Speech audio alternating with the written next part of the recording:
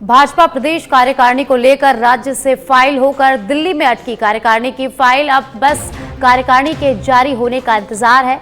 इस बार कार्यकारिणी के साथ बोर्ड में भी नियुक्ति का ऐलान हो सकता है। सूत्रों के अनुसार आगामी 4-5 दिन में जारी हो सकती है कार्यकारिणी की सूची। प्रांत स्तर पर राजस्थान टॉप पर बना हुआ है। सभी जिला अध्यक्षों की नियुक्ति भी हो चुकी है। प्रदेशाध्यक्ष मदन राठौड़ की सियासी गलियारों में कुशल कार्यशैली को लेकर सराहना हो रही है।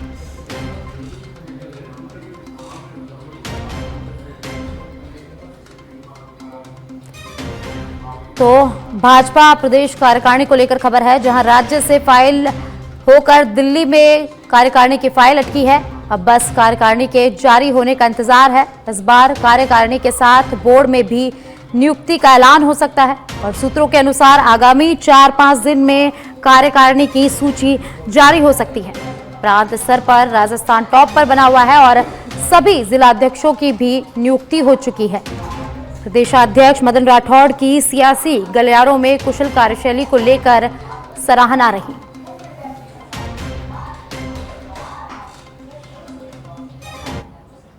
सीएम भजनलाल शर्मा का कल बांसवाड़ा दौरा। कॉलेज मैदान में आयोजित किसान समृद्धि योजना कार्यक्रम में भाग लेंगे। प्रदेश के कई मंत्री भी इस कार्यक्रम में भाग लेंगे।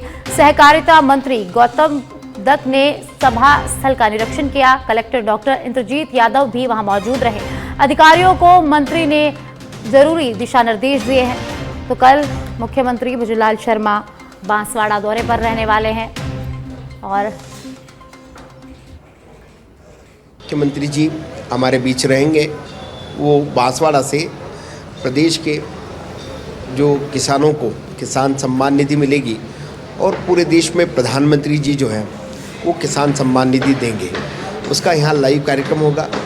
हमारे विभाग के द्वारा कृषि विभाग द्वारा जो हमारी योजनाएं चल रही हैं उन लाभान्वित किसानों को जो है यहाँ हम लाभान्वित भी करेंगे।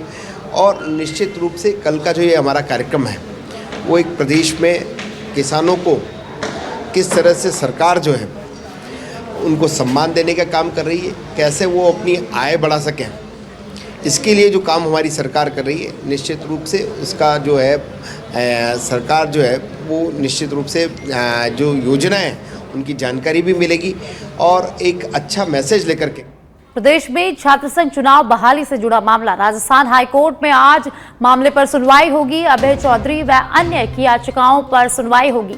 जस्टिस अनूप कुमार दंड की एकल पीठ इस मामले में आज सुनवाई होगी। तो छात्र संघ चुनाव बहाली को लेकर ये बड़ी अपडेट। आज राजस्थान हाईकोर्ट में इस मामले को लेकर सुनवाई होगी। अभय चौधरी और अन्य की याचिकाओं पर इस मामले में आज हाईकोर्ट में सुनवाई होगी। जस्टिस अनूप कुमार दंड की एकल पीठ इस पूरे मामले पर आज सुनवाई करेगी। प्रदेश में छात्र संघ चुनाव बहाली से जुड़ा मामला, जहां आज राजस्थान हाईकोर्ट में इस मामले पर सुनवाई होगी। तो आज छात्र संघ चुनाव बहाली मामले पर राजस्थान हाईकोर्ट में सुनवाई होगी। अभय चौधरी व अन्य की याचिकाओं पर आज राजस्थान हाईकोर्ट में सुनवाई होगी। जस्टिस अनूप कुमार दंड की एकल पीठ इस मामले में सुनवाई करेगी। तो प्रदेश में छात्र संघ चुनाव बहाली से जुड़ा अपडेट। आज छात्र संघ चुनाव बहाली को लेकर राजस्थान हाईकोर्ट में सुनवाई होगी।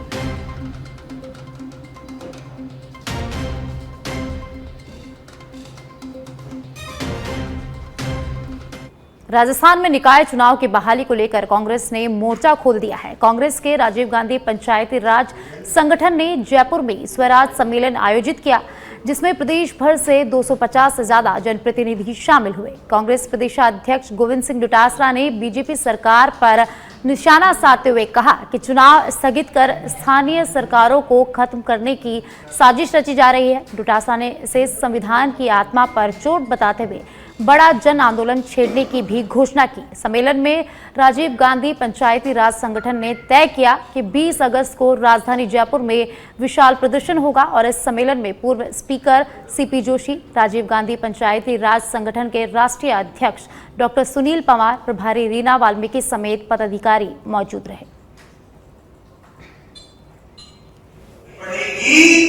जो राजीव गांधी जी से, कांग्रेस से प्यार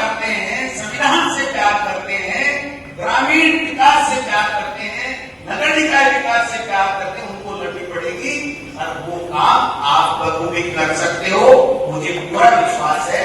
मैं ज्यादा कोई बात नहीं। एक चुनाव एक स्टेट क्या है साहब, आपने कभी कोई बात करता सुनी? एक राष्ट्र एक चुनाव क्या है कि कोई आया कोई काम, कोई चर्चा हुई, कोई लोकसभा में आया, कोई राज्यसभा में कोई आया, ये भीड़ का है। इस बहाने चर्चा कराते रहो, निकालते रहो, क्या कर रहे हो साहब? अरे साहब आपको पता नहीं एक राष्ट्र तो तगड़ा जवाब दे सकते हैं। एक पंचायती राज का एक जनप्रतिनिधि पीछे 5 से 10 हजार की ताकत रखता है। आज हमारा कैडर लगभग 4,500 लोगों का, सही हो तो लगभग 4,500 लोगों का कैडर अब तक हम डेवलप कर चुके हैं ट्रेनिंग के माध्यम से। मैं ये नहीं कह रहा कि सारे के सारे उनके अंदर कनेक्टेड है, लेकिन अगर 20-50% भी हम लोग उस कैडर की ताकत को माने तो हम बड़ा जन आंदोलन खड़ा करने के लिए लगभग तैयार हैं। इसलिए आप मार्गदर्शन दें, हमें निर्देश दें। बस एक चीज जो इन सबकी भावनाएं हैं, चुनाव आ रहे हैं, चुनाव में पूरी ताकत से लड़ेंगे, लेकिन ये बात सच है जो थोड़ी थोड़ी मैं सुनता हूँ कि जब हम संगठन का काम। चूरू जिला मुख्यालय पर युवक की संदिग्ध परिस्थितियों में हत्या का मामला सामने आया है। मृतक की पहचान टीकूराम शर्मा निवासी शेखावत कॉलोनी चूरू के रूप में हुई है। परिजनों के अनुसार अज्ञात व्यक्तियों ने टीकूराम की हत्या कर उसके शव को FCI गोदाम चूरू के पास सड़क पर फेंक दिया। मामले की सूचना पर कोतवाली पुलिस मौके पर पहुंची और अस्पताल में भी जांच की जा रही है। फिलहाल कोतवाली पुलिस ने मामला दर्ज कर इस मामले में जांच शुरू कर दी है। पुलिस का कहना है कि जिन लोगों पर संदेह है उनकी तलाशी जारी है और जल्द से जल्द मामले का खुलासा किया जाएगा। अभी यहाँ एकत्र हैं मोर्चे के सामने चूरू के शेखावत कॉलोनी का निवासी टीकूराम शर्मा। रात को पता चला कि यहाँ उसका कोई मर्डर हो गया है। अज्ञात व्यक्तियों ने यहाँ लाकर अस्पताल उसको भर्ती कराया बताते हैं। पुलिस के पास इसकी सूचना दी है। रात को भी वो आए थे, अभी भी सारा स्टाफ यहाँ पर है, CI साहब भी हैं और इस सारे प्रकरण की जांच कर रहे हैं किस प्रकार से ये घटना घटित हुई। उसके लिए जिन लोगों पर शक है उनको पुलिस वाले लाने के लिए गए हैं और एक ट्रक वाला साथ में बताते हैं पुरास का सिंह नाम का लड़का है, एक धर्मपाल नाम का लड़का शेखावत कॉलोनी का है। इस प्रकार से जो भी लोग हैं जिनका पता लगाया पुलिस वाले उनको ला रहे हैं और सारे मामले के भी परिवार देकर के उसकी जांच करने के लिए पुलिस प्रशासन से सारे लोग। राजस्थान रोडवेज से इस वक्त की बड़ी खबर, रोडवेज में मैन पावर का हाल, पुराने रिटायर हो रहे हैं और नई भर्ती 12 साल से नहीं हुई है। स्टाफ की कमी से राजस्थान रोडवेज अब जूझ रहा है। ठेका कर्मियों की बैसाखी के सहारे रोडवेज की रफ्तार। कल 31 जुलाई को 79 कार्मिक रोडवेज से रिटायर हुए थे। ऐसे में कर्मचारियों की भारी कमी से रोडवेज की मुश्किलें बढ़ सकती है। फिलहाल एजेंसी चालकों और सिविल डिफेंस कर्मियों से अधिकांश बसें चल रही हैं और साथ ही परिचालक के तौर पर ठेके पर बड़ी संख्या में बस सारथी लगे हुए हैं। दरअसल 2013 के बाद अब तक रोडवेज में भर्ती नहीं हो पाई है और वर्तमान में राजस्थान रोडवेज में करीब 11,000 अधिकारी कार्मिकों के पद खाली हैं। पिछले बजट में भजनलाल सरकार ने 1,650 पदों पर भर्ती की घोषणा की थी, लेकिन 1 साल बाद भी भर्ती प्रक्रिया ठंडे बस्ते में। तो राजस्थान रोडवेज को लेकर इस वक्त की बड़ी खबर। और ज्यादा जानकारी के लिए मेरे सहयोगी सुनील मेरे साथ जुड़ गए हैं, जानकारी उनसे लेते हैं। एक तरफ रोडवेज में रोजाना रिटायरमेंट हो रहे हैं और दूसरी तरफ 12 सालों से यहां भर्ती नहीं हुई है, तो आम जनता की यात्रा की सुविधा को क्या होगा? आम जनता को इससे परेशानियों का सामना भी करना पड़ेगा। जी बिल्कुल, देखिए साक्षी, करीब 12 साल से राजस्थान रोडवेज में नई भर्ती वो नहीं हुई है, जबकि इन 12 सालों में लगातार जो है रोडवेज कार्मिक हैं वो रिटायर होते जा रहे हैं। अभी फिलहाल ताज़ा अगर डेटा की बात करें तो करीब करीब 11,000 से ज़्यादा जो पद हैं राजस्थान रोडवेज में, अधिकारी और कर्मचारियों के पद खाली हैं। और इसको लेकर लगातार ये चिंता बनी हुई है कि किस तरह से राजस्थान रोडवेज का संचालन सही से हो पाएगा, क्योंकि राजस्थान रोडवेज प्रशासन जो है वो लीपापोती के सहारे फिलहाल चल रहा है। यानी स्टाफ की कमी के चलते जो ठेका कार्मिक हैं, चाहे चालक हो वो ठेके पे लिए हुए हैं, कलेक्टर्स ठेके पर लिए हुए हैं, और दूसरे कई जो कार्मिक हैं वो भी ठेके पर लगे हुए हैं, या फिर रिटायरमेंट के बाद में जो रिटायर्ड लोग हैं उनको कॉन्ट्रैक्ट के राजस्थान रोडवेज ने लिया हुआ है। इससे पिछले कई सालों से लगातार एक तरफ राजस्थान रोडवेज की जो अच्छी सेवा है वो ठप हो रही है, रोडवेज यात्री हैं उनको कई बार परेशानी का सामना करना पड़ता है, सुचारू संचालन नहीं हो पा रहा राजस्थान रोडवेज का।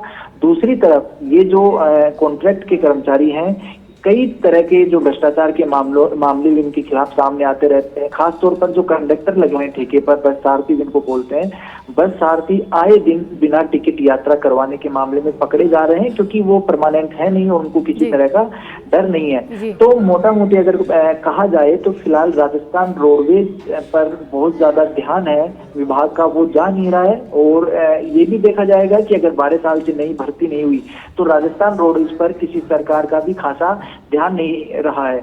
अभी फिलहाल पिछले साल की बात करें तो मुख्यमंत्री भजनलाल शर्मा ने बजट में घोषणा की थी, करीब 1600 से ज्यादा यानी 1650 पदों पर रोडवेज में भर्ती की घोषणा की थी। लेकिन पूरा एक साल बीत जाने के बाद भी वो घोषणा अभी हवाई है। विभाग ने अभी तक उसको ठंडे बस्ते में डाला हुआ है, उसको नए भर्ती की प्रक्रिया को आगे नहीं बढ़ाया है। और अब आए दिन रोडवेज कर्मचारी जब रिटायर हो रहे हैं, नए लोगों की डिमांड राजस्थान रोडवेज में है, लेकिन किसी का ध्यान नहीं जा रहा। तो साफ तौर पर कहा जा सकता है कि ये राजस्थान रोडवेज की जो एक अच्छी इमेज बनी हुई थी, जो आम यात्रियों के लिए आवागमन का अच्छा जो साधन माना जाता है रोडवेज, वो कहीं ना कहीं आम लोगों के लिए परेशानी बन सकती है। और इस पर जरूर सरकार को और विभाग को ध्यान देना चाहिए, नहीं तो राजस्थान रोडवेज की जो संचालन व्यवस्था है वो ठप पड़ सकती है।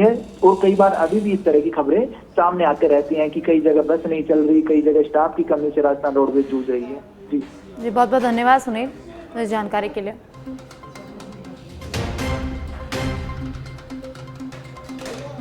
तो राजस्थान रोडवेज से खबर है, जहां राजस्थान रोडवेज मैन पावर से जूझ रहा है, कार्मिकों की कमी के कारण जूझ रहा है। और अलवर शहर के उद्योग नगर थाना क्षेत्र में दर्दनाक हादसे में 30 वर्षीय युवक की मौके पर ही मौत हो गई। मृतक की पहचान प्रवेश गंगवाल के रूप में हुई है, जो कंटेनर ट्रक चालक था। उद्योग नगर थाने के हेड कांस्टेबल रण सिंह ने जानकारी देते हुए बताया कि हादसा ESIC अस्पताल के सामने हुआ, जब प्रवेश गंगवाल अपने कंटेनर ट्रक को पीछे की ओर कर रहा था। इसी दौरान ट्रक का पिछला हिस्सा सड़क के ऊपर से गुजर रही हाई टेंशन लाइट से टकरा गया, जिससे पूरे वाहन में करंट फैल गया और ट्रक में आग लग गई। पुलिस ने मौका मुआयना कर शव को पोस्टमार्टम के लिए भेज दिया है और मामले की जांच शुरू कर दी है।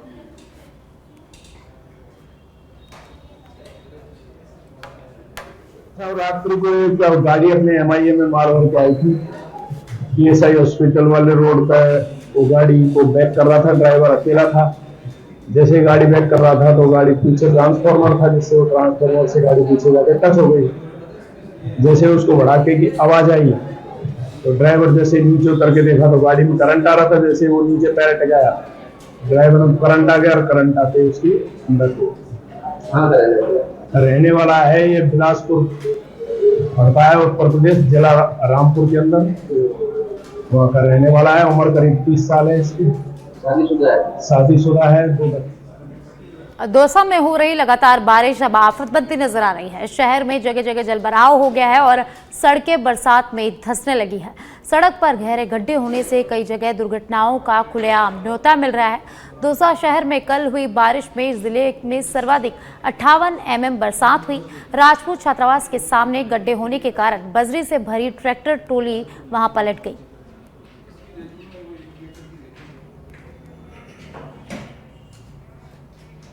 झुंझुनू के नवलगढ़ कस्बे के नानसा गेट स्थित प्राचीन लक्ष्मी नारायण मंदिर में चोरी की वारदात सामने आई है। 3 लड़के मंदिर में गुंबद पर लगे धातु के कलश उखाड़ कर ले गए और कुछ कलश घटनास्थल पर ही छोड़ गए। जानकारी के मुताबिक 2 लड़के मंदिर की छत पर खड़े हुए थे और तीसरा लड़का रस्सी के सहारे छत पर चढ़ने का प्रयास कर रहा था। इससे कुछ ही दूरी पर एक बिल्डिंग में कारपेंटर का काम कर रहे व्यक्ति ने उनका वीडियो बना लिया। वारदात की सूचना बाद में दुकानदारों ने चोरों की पकड़ने की मांग की है।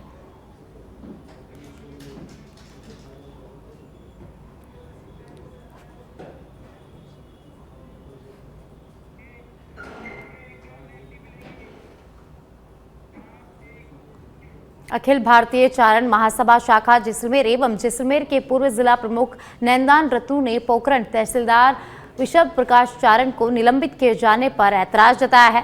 उन्होंने इसे राजनीतिक द्वेष भावना से प्रेरित निर्णय करार देते हुए कहा कि समाज एक ईमानदार अधिकारी के साथ हो रहे अन्याय को बर्दाश्त नहीं करेगा। नैनदान रत्नू ने आरोप लगाया कि तहसीलदार विशव प्रकाश एक ईमानदार और गरीबों की समस्या सुनने वाले अधिकारी हैं और उनका निलंबन समाज की भावनाओं के विरुद्ध है। गौरतलब है कि 2 दिन पहले कलेक्टर के तहत तहसीलदार विशव प्रकाश चारण को विभागीय जांच लंबित होने के आधार पर निलंबित किया गया था।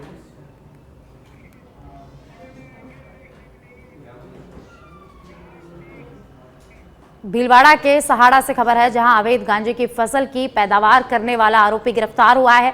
आरोपी याकूब पठान को गिरफ्तार किया गया है। खेत में अवैध गांजे के 35 पौधे उगा रखे थे। पुलिस ने 35 पौधे जिनका वजन 29 किलो अवैध गांजे को जब्त किया है। सहाड़ा में अवैध गांजे के मामले में पुलिस की बड़ी कार्रवाई है। तो सहाड़ा से खबर है, जहां अवैध गांजे